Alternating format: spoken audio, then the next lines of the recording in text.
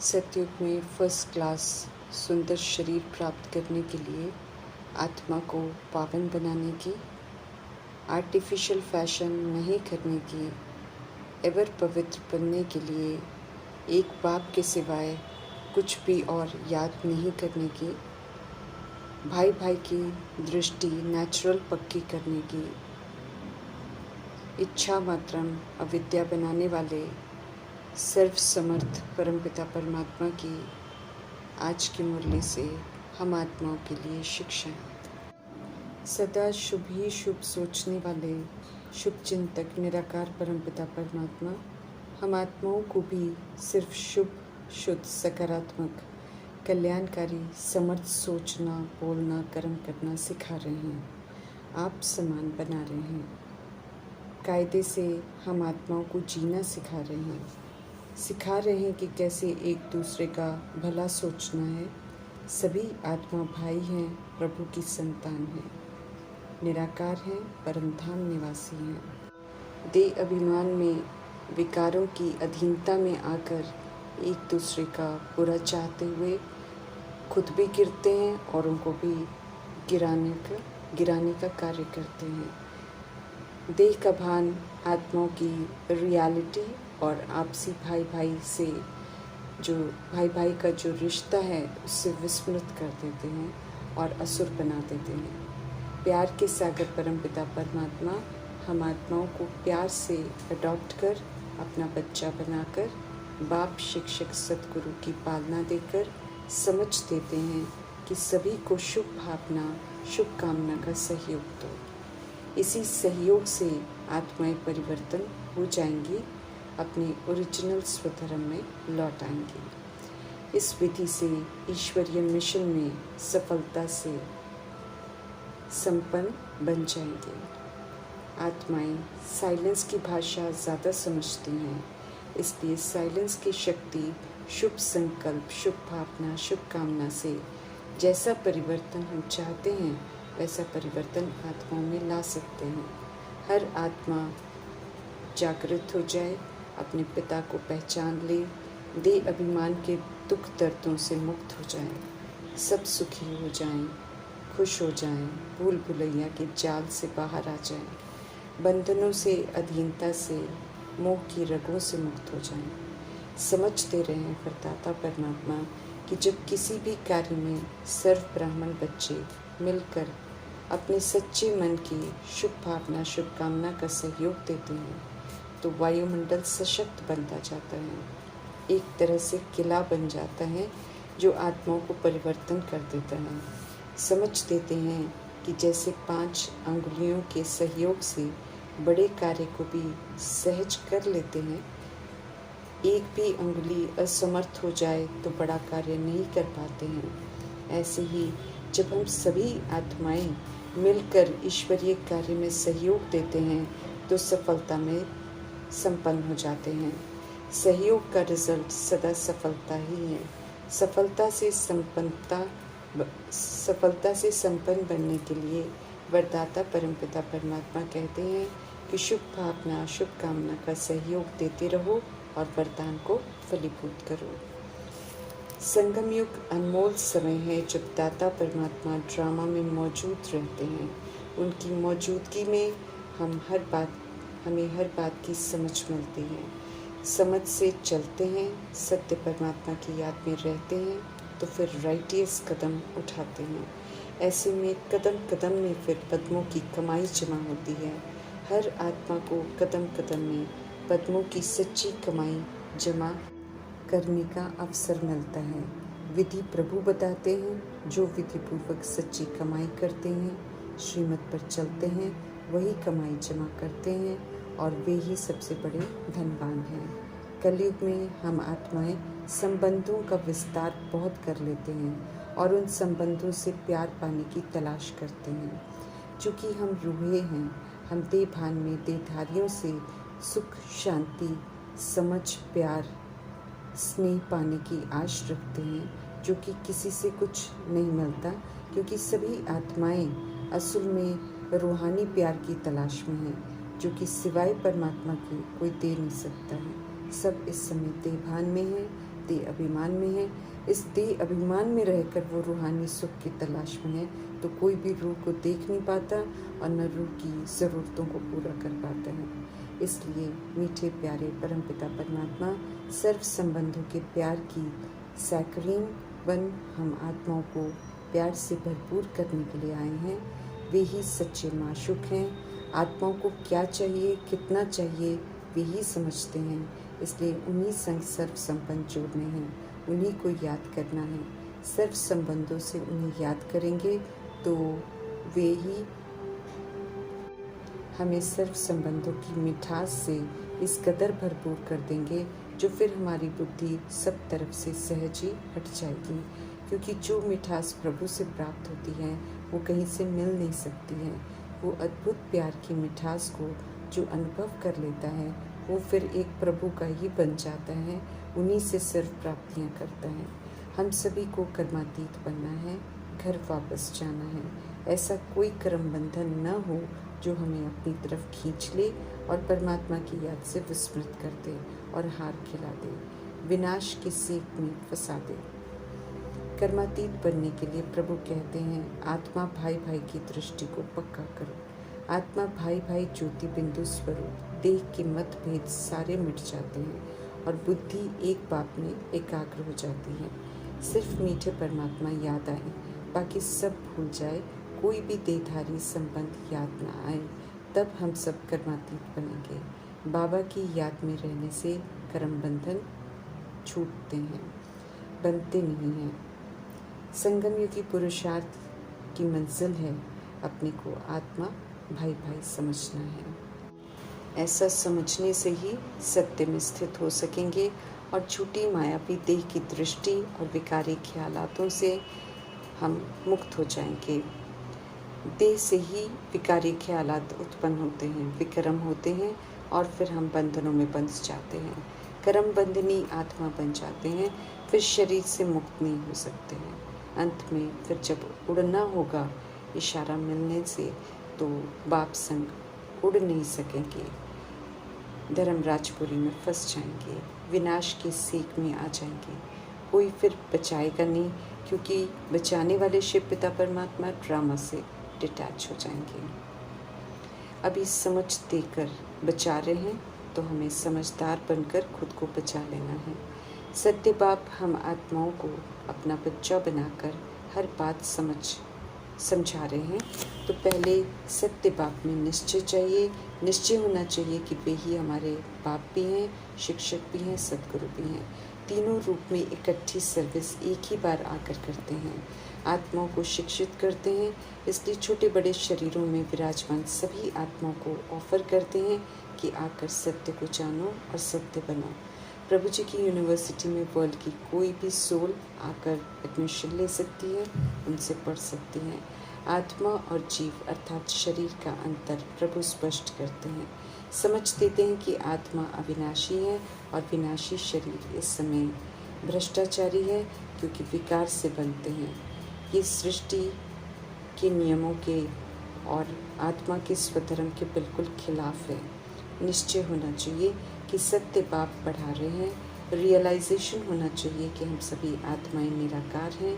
इस समय शरीर रूपी जीव का आधार लेकर पाठ बजा रहे हैं। पुरुषोत्तम संगम युग में आकर हम कनिष्ठ बन गई आत्माओं को पुरुषोत्तम बनाते हैं। परमपिता परमात्मा स्पष्ट करते हैं कि देह अभिमान और विकारों का राज्य चल रहा है, जिसने दुनिया को कनिष्ठ तमो प्रधान रौरव नर्क बना दिया है। हम आत्माओं को इस नर्क को छोड़कर वापस घर जाना है, आत्मा को जाना है, सतोगुणी बनकर जाना है।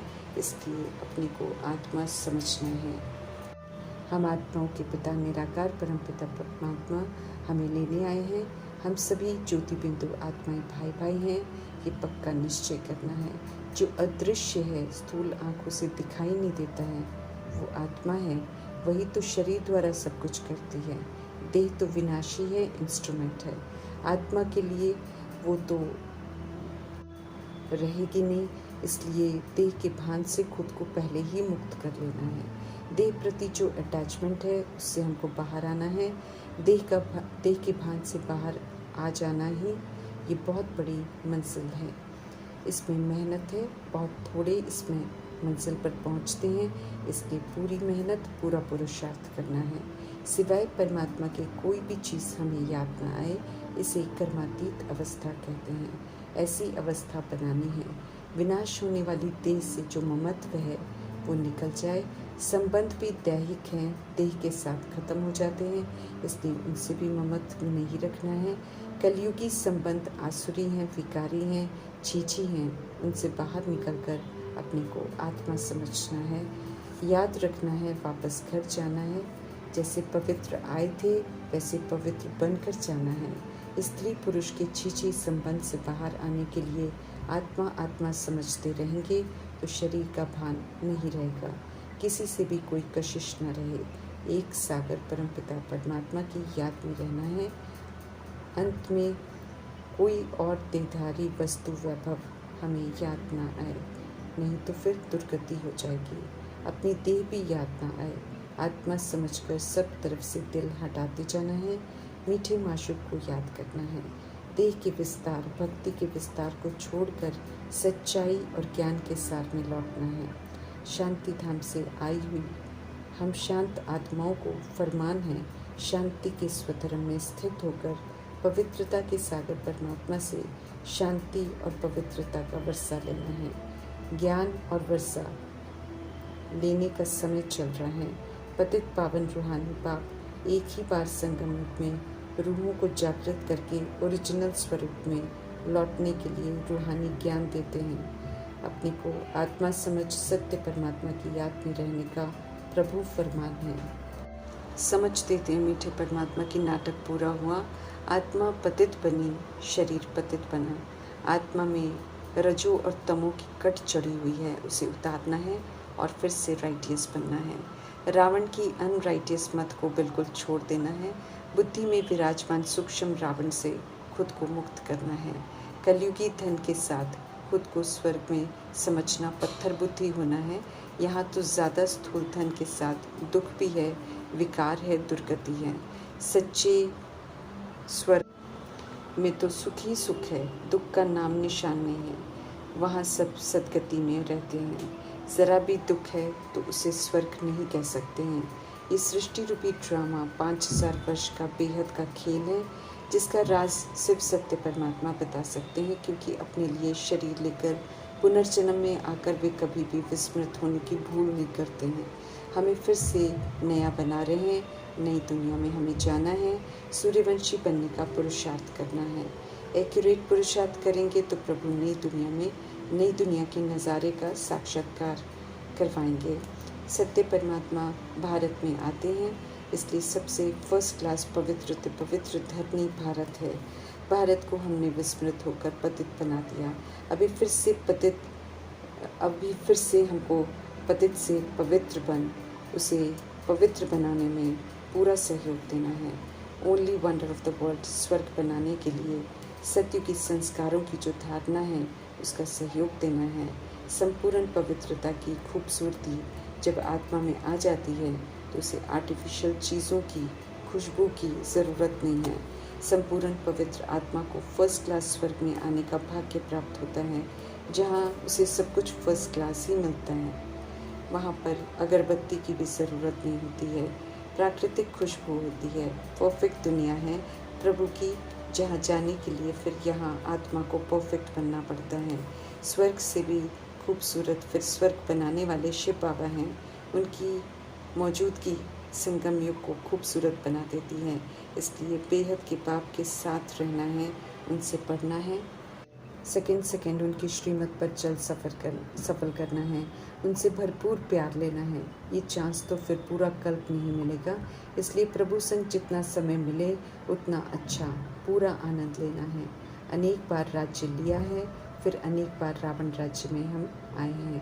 अब पुनः पवित्रता के सागर परमपिता परमात्मा का फरमान है कि एक जन्म पवित्र बनो तो 21 जन्मों के लिए पावन बन जाएंगे। एक ही पिता की हम सब संतान हैं, हम सब भाई बहन हैं कि युक्ति से पवित्र बनने की समझ देते हैं, लेकिन जब इस रिश्ते को भी खंडित करती हैं आत्माएं तो फिर प्रभु समझ देते हैं कि फिर अपने को सिर्फ आत्मा भाई भाई समझो। देह का भान निकल जाए, इसमें मेहनत है। सहज याद में रहने का अटेंशन रखना है। अपने को आत्मा समझने से और परमात्मा की याद से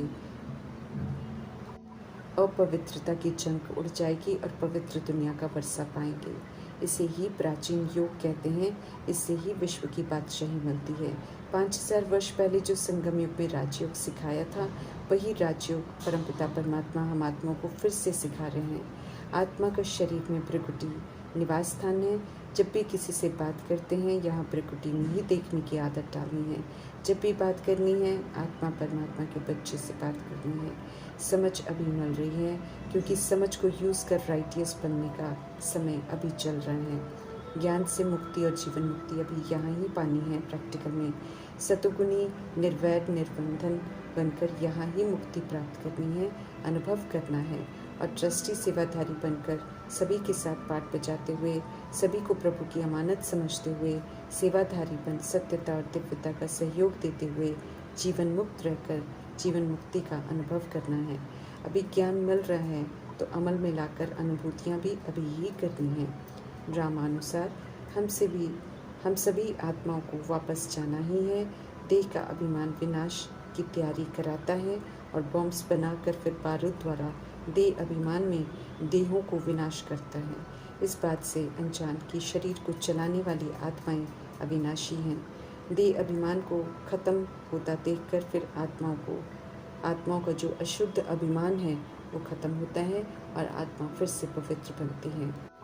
हम सभी आत्माएं फिर से पवित्र अर्थात नया बनते हैं। फिर फर्स्ट क्लास शरीर मिलता है। श्रीमत पर चलकर हम आत्माओं को चरित्र में एवर ब्यूटीफुल बनना है। हमें याद रखना है कि हम सब ईश्वरीय कुल के हैं। ईश्वर की मत पर चलकर सूर्यवंशी बनने के लिए उच्चतम पुरुषार्थ करना है। तीसरा समझ का नेत्र मिला है, उससे आत्मा भाई को देखना है। दैहिक दृष्टि वृत्ति सारी समाप्त हो जाए। एक सत्य परमात्मा पिता की याद के सिवाय और कुछ भी याद ना आए, ये प्रैक्टिस हमें पक्की करनी है अभी से। अंत में शरीर भी उन्हीं की याद में छूटे, ऐसी याद से ही सदगति होती है। देहधारी विनाशी वस्तु, वैभव, धन, खान पान की याद आने से दुर्गति हो जाती है। सिर्फ तरह की अधीनता से खुद को मुक्त करना है, फिर से स्वतंत्र परमधाम निवासी बनना है। हम आत्माओं को पुनः स्वतंत्रता दिलाने वाले परमपिता परमात्मा का धन्यवाद करते हुए ओम शांति।